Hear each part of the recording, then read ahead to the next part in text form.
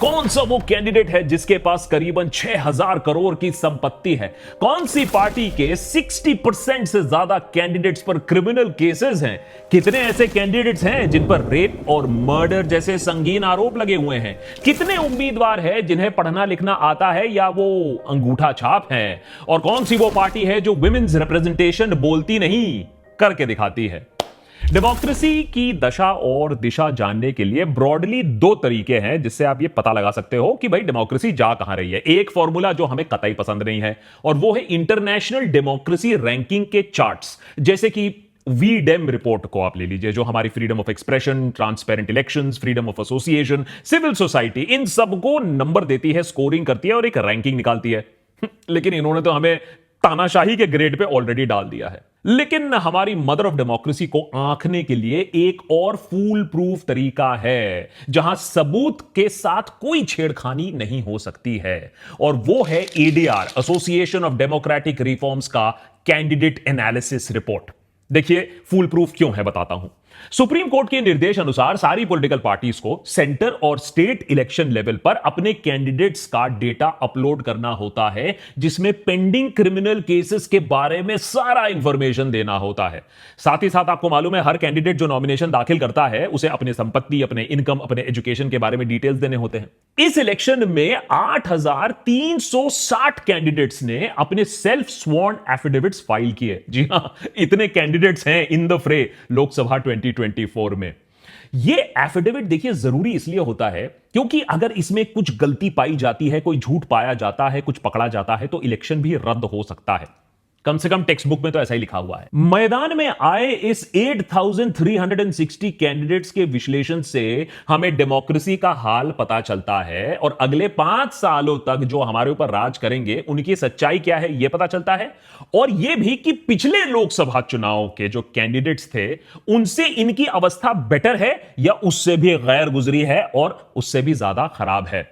और साथ ही साथ हमें यह बात और इस बात का पोल भी खुलता है कि कौन सी पार्टी कैसे कैंडिडेट्स को टिकट दे रही है, इनकरेज कर रही है। क्या पार्टीज क्रिमिनल्स को और अमीरों को ही सिर्फ इनकरेज कर रही या नहीं, ये काला चिट्ठा भी खुल जाता है। और ये सब एडीआर क्यों करता है? Not because of George Soros. ADR ये काम इसलिए करता है जिससे आपको एक इन्फॉर्म चॉइस मिले। आपके ऊपर जो लोग राज कर रहे हैं, आपके डेमोक्रेसी में जो लोग पार्ट ले रहे हैं, वो किस तरीके के हैं, उनका कैलिबर क्या है, उनकी सच्चाई क्या है। ये डेटा जो आज मैं आपके साथ बात करूंगा वो एडीआर के वेबसाइट पर भी आपको मिल जाएगा। उसका पीडीएफ लिंक इस रिपोर्ट का मैं नीचे डिस्क्रिप्शन बॉक्स में भी दे दूंगा। एडीआर को जरूर सपोर्ट करिए। सपोर्ट करने का तरीका भी मैंने नीचे डिस्क्रिप्शन बॉक्स पे दिया हुआ है, पिंड कमेंट पर भी डाल दूंगा। याद रहे, ये वही एडीआर है जिसने इलेक्टोरल बॉन्ड स्कैम को सामने लाने में एक बहुत बड़ी भूमिका अदा की थी। सुप्रीम कोर्ट पे मैटर को छोड़ा नहीं था। देशभक्त पर आज हम इस एपिसोड में एडीआर के फाइंडिंग्स को 4 अलग कैटेगरीज में बांटेंगे और देखेंगे कौन होता है विनर, कौन सा कैंडिडेट, कौन सा पार्टी होता है विनर हमारे डेमोक्रेसी के इस रेस में, इस सच्चाई में। डेमोक्रेसी में आपके अच्छे दिन आए या ना आए, नेतागण के अच्छे दिन ही चलते रहते हैं। एडीआर के एनालिसिस के हिसाब से 2009 में 16% कैंडिडेट्स करोड़पति थे। 2014 में यह आंकड़ा 27% तक हो गया। 2019 में यह बढ़ के 29% कैंडिडेट्स करोड़पति बन गए, और अब 2024 में सारे फेजेस को चेक करने के बाद, सारे कैंडिडेट्स को चेक करने के बाद पता चला है कि करोड़पति का जो आंकड़ा है, परसेंटेज है, वो 31% हो गया है। यानी किसानों की आय दुगनी हुई हो या ना हो, नेतागण वाह, 2009 से अभी तक उनकी एवरेज इनकम, उनके पास जो एवरेज पैसा है वो दुगना हो चुका है। अगर पार्टी वाइज इसी डेटा को आप देखेंगे तो आपको पता चलेगा कि बीजेपी के 440 कैंडिडेट्स में 403 यानी 92% कैंडिडेट्स करोड़पति हैं। जी हां, 92%। दूसरे पायदान पर not very far away Congress party आती है। 327 कैंडिडेट्स में 292 यानी 89% करोड़पति बनते हैं। बीएसपी अमीरों की इस श्रेणी में तीसरे नंबर पर आती है, तीसरे पायदान पर 33% करोड़पति कैंडिडेट्स। और कम्युनिस्ट पार्टी ऑफ इंडिया, थोड़ा कैपिटलिस्ट पार्टी ऑफ इंडिया बनते हुए, आधे से भी ज्यादा कैंडिडेट्स, 52% कैंडिडेट्स करोड़पति मिलेंगे आपको सीपीआईएम में। मजे की बात यह है कि सत्ता के साथ साथ कैंडिडेट्स का बैंक बैलेंस भी बदलता है। देखिए, 2009 में सिर्फ 42% बीजेपी कैंडिडेट्स करोड़पति थे, सत्ता भी नहीं थी उस समय। आज 2024 में 92% कैंडिडेट्स करोड़पति बन गए, आमदनी डबल से भी ऊपर आई। सत्ता है तो सब मुमकिन है।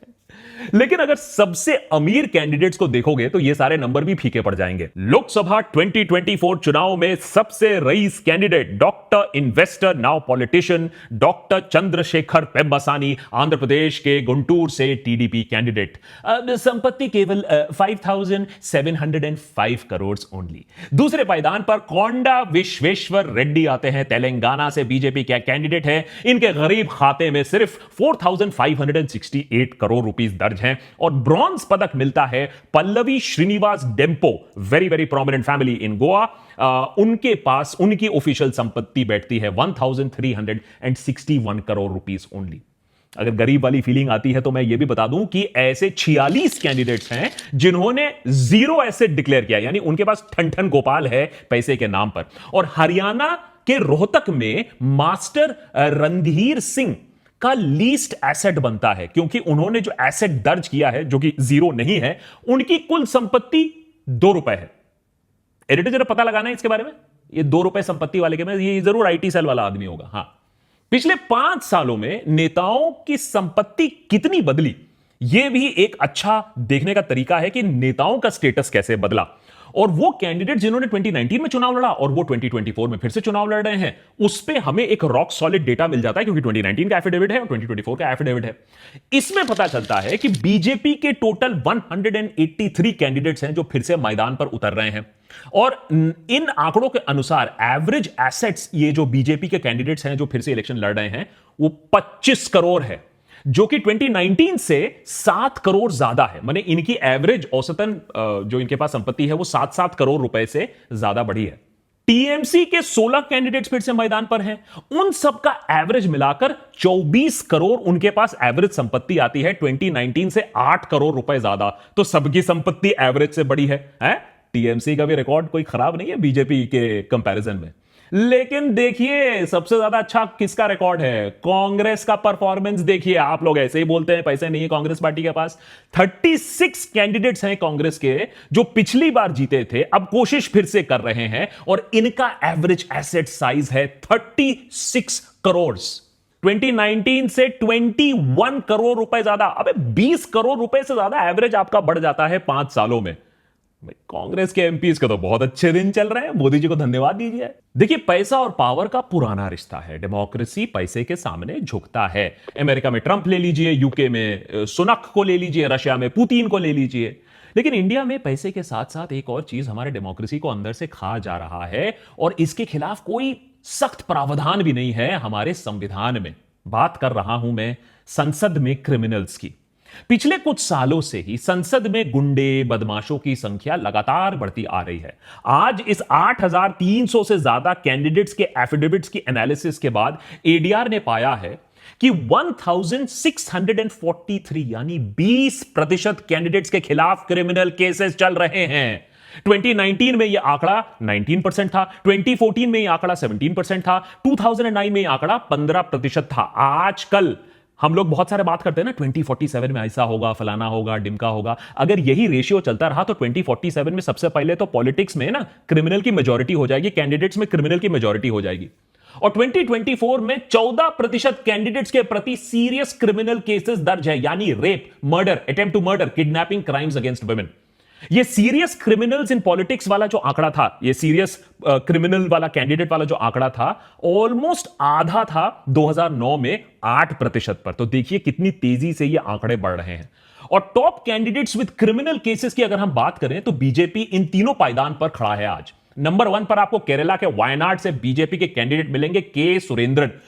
243 केसेस दर्ज है इनके ऊपर। नंबर 2 केरला के ही एर्नाकुलम से डॉक्टर के एस राधाकृष्णन मिलेंगे, बीजेपी कैंडिडेट। 211 केसेस हैं इनके खिलाफ। और नंबर 3 पायदान पर वेस्ट बंगाल के बैरकपुर से बीजेपी के कैंडिडेट अर्जुन सिंह मिलेंगे आपको 93 केसेस के साथ। लेकिन अगर आप सिर्फ इन टॉप स्पॉट को देखकर यह आकलन लगाने की कोशिश करो कि बीजेपी ही सिर्फ क्रिमिनल्स को सबसे ज्यादा बढ़ावा देता है इंडियन पॉलिटिक्स में, तो आप गलत होगे। ये पॉलिटिक्स है, हमाम में ना सभी बाहुबली बनना चाहते हैं। क्रिमिनल कैंडिडेट्स को अगर हम पार्टी वाइज डिवाइड करें तो नंबर 1 पायदान पर वेरी सरप्राइजिंगली आता है सीपीआईएम। क्यों? क्योंकि चलिए कैंडिडेट्स कम है, लेकिन उनके 52 कैंडिडेट्स में 33 कैंडिडेट्स पर क्रिमिनल केसेस हैं, यानी 63% फेस क्रिमिनल केसेस। तो नंबर कम है, लेकिन परसेंटेज वाइज सीपीआईएम नंबर 1 पर आता है इन इनकरेजिंग क्रिमिनल्स इन पॉलिटिक्स। उसके बाद आता है नंबर कांग्रेस का, 44% कैंडिडेट्स विद क्रिमिनल केसेस। फिर आती है बीजेपी के बारी, 43% कैंडिडेट्स विद क्रिमिनल केसेस। उसके नीचे आता है BSP, 13% candidates with criminal cases. अब यह आंकड़ा इतना इंपॉर्टेंट क्यों है?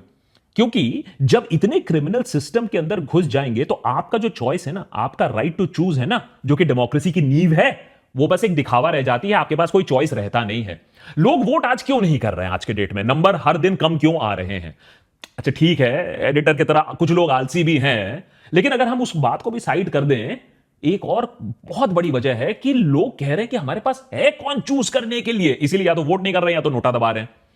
एडीआर इस बात को डेटा से अब साबित करती है कि लोगों का चॉइस कैसे उनसे छिन गया है, और उन्होंने इसका नाम दिया है रेड अलर्ट कंस्टिट्यूएंसीज। मतलब क्या है? मतलब वो सीट्स जहां 3 या 3 से ज्यादा कैंडिडेट्स हैं विद डिक्लेयर्ड क्रिमिनल केसेस। इन्होंने खुद ही डिक्लेयर करके रखा है कि भैया इनके खिलाफ तो क्रिमिनल केसेस हैं, और 3 कैंडिडेट्स एक ही सीट पर। अब ऐसे सीट्स में बेसिकली आपको क्रिमिनल्स के बीच में ही चूज करना पड़ेगा। तो कहां गया आपका चॉइस? और अल्टीमेटली तो क्रिमिनल ही जीतेगा। और आप पूछोगे अच्छा ठीक है, अगर ऐसा है तो कितने ऐसे सीट्स होंगे जहां ये एलिजेड क्रिमिनल्स की जमात लगी हुई है? 288 सीट्स। जी हां, देश के 53% सीट्स ऐसे हैं जहां 3 या 3 से ज्यादा एलिजेड क्रिमिनल्स एक साथ एक दूसरे के खिलाफ लड़ रहे हैं। ये जो घिनौना आंकड़ा है ना, ये रेड अलर्ट कंस्टिट्यूएंसीज का, जहां 3 या 3 से ज्यादा लोग लड़ रहे हैं इलेक्शन, ये 49% था 2019 में, 45% था 2014 में, 36% था 2009 में। हिंदी में बोले तो सुप्रीम कोर्ट ने जो 2020 में आदेश दिया था, उसकी धज्जियां उड़ रही हैं। सुप्रीम कोर्ट ने पार्टीज को हिदायत दी थी कि क्रिमिनल्स को सिर्फ और सिर्फ एक्सट्रीम केसेस पर ही टिकट दिया जाए, और वो भी रीजनिंग दी जाए कोर्ट के सामने, लोगों के सामने, कि इस कैंडिडेट को क्यों टिकट दिया गया है। लाइक हो सकता है उसे किसी पॉलिटिकल कंस्पिरेसी में फंसाया गया हो, या ऐसी कोई रीजनिंग हो। लेकिन यहां तो पार्टी धड़ल्ले से क्रिमिनल्स को टिकट बांटे जा रही है। तो इस बात को तो आप अपने जहन से निकाल दो कि कोई भी पॉलिटिकल पार्टी सेल्फ रिफॉर्म करेगी, पॉलिटिक्स को डीक्रिमिनलाइज करेगी। हम तो क्रिमिनलाइजेशन की तरफ और भी चले जा रहे हैं। और जब इतने सारे क्रिमिनल्स भरे पड़े मिलेंगे आपको इलेक्शंस में, कैंडिडेट्स में, तो एजुकेशन क्वालिफिकेशन की तो खास अपेक्षा मत ही रखिएगा। इसीलिए 3482 यानी 42% कैंडिडेट्स ने अपनी एजुकेशनल क्वालिफिकेशन 5th से 12th स्टैंडर्ड के बीच में बताई है, जबकि 4211 यानी 51% कैंडिडेट्स ने डिक्लेयर किया है कि वो ग्रेजुएट या पोस्ट ग्रेजुएट हैं। अब कितनों के पास एंटायर पॉलिटिकल साइंस की डिग्री है या येल की डिग्री है, यह हमें मालूम नहीं है। यह सेल्फ डिक्लेरेशन है, और आप भी देख चुके हो कितने लोग अपनी एजुकेशन क्वालिफिकेशन को लेकर पहले भी झूठ बोल चुके हैं। और अगर कैंडिडेट्स की जेंडर की बात करें तो 797 यानी 10% है फीमेल कैंडिडेट्स 2024 लोकसभा चुनाव के रेस में। 2019 में फीमेल कैंडिडेट्स थी 9%, 2014 में 8%, 2009 में 7%, यानी 1% हर 5 साल में धीरे धीरे रिप्रेजेंटेशन बढ़ रहा है महिलाओं के लिए। लेकिन जो पार्टीज बड़ी बड़ी डींगे हाँकती हैं, 33% की बात करती हैं, उतना कुछ हुआ नहीं है ऑन द ग्राउंड। दुख की बात तो यह है कि कांग्रेस पार्टी, सोनिया गांधी, प्रियंका गांधी के बावजूद 327 कैंडिडेट्स में सिर्फ 13% वुमेन कैंडिडेट्स हैं। इससे अच्छा तो बीजेपी का ट्रैक रिकॉर्ड है, जिसने इलेक्शन में 440 सीट्स में 16% वुमेन कैंडिडेट्स उतारे हैं। बीएसपी सेम स्टोरी, मायावती का टोटल कंट्रोल है पार्टी के ऊपर, लेकिन सिर्फ 8% वुमेन कैंडिडेट्स। इससे अच्छा तो कई रीजनल पार्टीज ने किया है। Samajwadi party 20%, all India Trinamool Congress 25% women candidates, RJD very very impressive performance 29% women candidates, and BJD ने यहां स्वर्ण पदक लिया है at the top 33% women candidates, 14 पुरुष और 7 महिला कैंडिडेट्स। अब देखते हैं कि जनता का इस पर क्या रिस्पॉन्स रहेगा जब किसी पार्टी ने 33% women रिजर्वेशन फॉर्मूला दिखा दिया है चुनाव में। तो सॉलिड कैंडिडेट्स का डेटा हमें यह बताता है कि हमारे देश में कैंडिडेट्स और अमीर हो रहे हैं, धड़ल्ले से पैसा कमा रहे हैं, करोड़पति बन रहे हैं, क्रिमिनल एलिमेंट्स बढ़े जा रहे हैं हमारे कैंडिडेट्स के अंदर, खूनी और रेपिस्ट अब धीरे धीरे पार्लियामेंट में डोमिनेट करेंगे, महिलाओं का रिप्रेजेंटेशन अभी भी ना के बराबर ही चल रहा है, 33% के आसपास भी नहीं है, और पढ़ाई लिखाई से तो खैर हमें भी कोई इंटरेस्ट नहीं है और कैंडिडेट को भी कोई इंटरेस्ट नहीं है। लेकिन उन लोगों के लिए, उन देशभक्तों के लिए जो सिस्टम को अभी भी सुधारना चाहते हैं और जो पूछते हैं कि क्या सिस्टम अभी भी बदल सकता है, तो जवाब है हां। अगर लोगों का प्रेशर हो तो हां, अगर सुप्रीम कोर्ट की संटी पड़े तो हां। लेकिन अगर हम मुगल मटन मंगलसूत्र और मुजरा में ही रह जाएंगे तो जवाब ना है। अगर रिजर्वेशन पॉलिटिक्स खेलते रहेंगे तो जवाब ना है। सुप्रीम कोर्ट आसानी से उन कैंडिडेट्स का नॉमिनेशन और इलेक्शन रद्द कर सकती है जिनके खिलाफ मर्डर, रेप चार्जेस लगे हुए हैं। कोई ज्यादा प्रॉब्लम नहीं है, कर किया जा सकता है। पॉलिटिकल पार्टीज को राइट टू इंफॉर्मेशन के दायरे में लाया जा सकता है, जिससे सारा ये अंडर द टेबल होता है ना, ये चंदा दो धंधा लो फॉर्मूला, ये खत्म हो जाएगा। अभी भी केसेस हैं जहां कैंडिडेट्स गलत इंफॉर्मेशन देकर अपना एफिडेविट भरते हैं, चुने जाते हैं, पकड़े जाने पर भी डिस्क्वालिफिकेशन नहीं होता है। यह इमीडिएट होना होगा, जिससे पॉलिटिशियन कोई इसमें मजाक ना कर पाए इलेक्टोरल प्रोसेस का। ये जो नोटा का जो फ्रॉड है, हमने पूरा एपिसोड भी बनाया है इस पर। ये जो नोटा का फ्रॉड है ना, इस नोटा को पावरफुल बनाना होगा। यानी अगर नोटा जीत जाए तो जो नंबर 2 कैंडिडेट है ना, वो विजेता नहीं होगा, इलेक्शन कैंसिल होगा, फिर से इलेक्शन किया जाएगा और सारे जो पुराने कैंडिडेट जो हारे थे ना, उन्हें डिस्क्वालीफाई कर दिया जाएगा। फिर देखो कैसे नोटा जीतता है, कितने सीट्स पे जीतता है नोटा हमारे देश पे। सबसे ज्यादा तो नोटा के लिए फिर हम ही कैंपेन कर लेंगे। पॉलिटिकल पार्टीज पर जो स्पेंडिंग लिमिट है ना, उसको बढ़ा, मैंने उसको एक लगाओ, क्योंकि अभी तो कैंडिडेट के ऊपर लिमिट लगा के रखी है। पार्टीज यहां 50 करोड़ 60 करोड़ रुपए लगाती है एक सीट पर। यह फिजूल खर्ची बंद करना पड़ेगा और तभी कोई बैलेंस आएगा डेमोक्रेसी में। उपाय हैं बहुत, लेकिन जनता को तो जागरूक होना पड़ेगा। ये डेटा दिखाता है और इस एडीआर के डेटा से ना आप मुंह फेर नहीं सकते हो कि ये गलत है, सोरोस फंडेड है, लेफ्ट है, राइट है। ये कैंडिडेट्स का ही डेटा है। अब ये देखना पड़ेगा कि क्या हम ऐसे लोगों को अपने ऊपर अगले 5 साल के लिए राज करने देना चाहते हैं? रेपिस्ट हो, करोड़पति हो, उसको आपके पॉवर्टी से कोई मतलब ना हो, मर्डरर हो, खूनी हो, तो आएगा जो भी, उससे मतलब नहीं पड़ता है। आपको यह देखना है कि किस टाइप का नेता आ रहा है। हमारे देश और डेमोक्रेसी को इसी टाइप ऑफ नेता लोग संभालेंगे, पार्लियामेंट में इसी टाइप लोग सवाल उठाएंगे, आपके पॉलिसीज इसी टाइप ऑफ लोग बनाएंगे। तो इसीलिए इस चीज को देखना बहुत जरूरी है कि हमारे नेतागण किस तरफ जा रहे हैं। Thanks to ADR for accumulating this data. हमारा जो घिनौना सच है, ये अमीर जो पॉलिटिशियंस हैं, ये जो फ्रॉड और जो क्रिमिनल पॉलिटिशियंस हैं, वो कितना बढ़ रहे हैं सिस्टम में, इसको हाईलाइट करने के लिए एडीआर को धन्यवाद। एडीआर को आप डोनेट भी कर सकते हैं, उन्हें सपोर्ट कर सकते हैं, उन्हें सोशल मीडिया पर फॉलो कर सकते हैं और ऐसी इंटरेस्टिंग रिपोर्ट्स एडीआर निकालती रहती है और उसे भी ट्रैक कर सकते हैं। मेनी थैंक्स फॉर वॉचिंग देशभक्त। More episodes coming up.